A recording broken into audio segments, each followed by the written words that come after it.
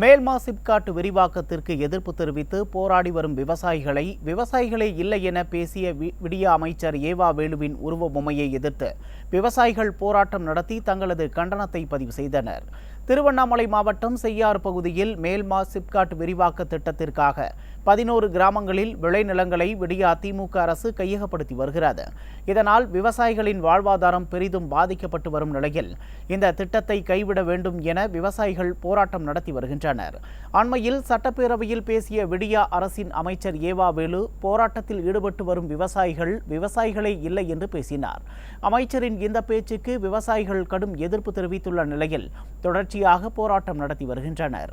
இதன் ஒரு பகுதியாக செய்யாறு பகுதி விவசாயிகள் அமைச்சரின் உருவ பொம்மையை எரித்து போராட்டத்தில் ஈடுபட்டனர்.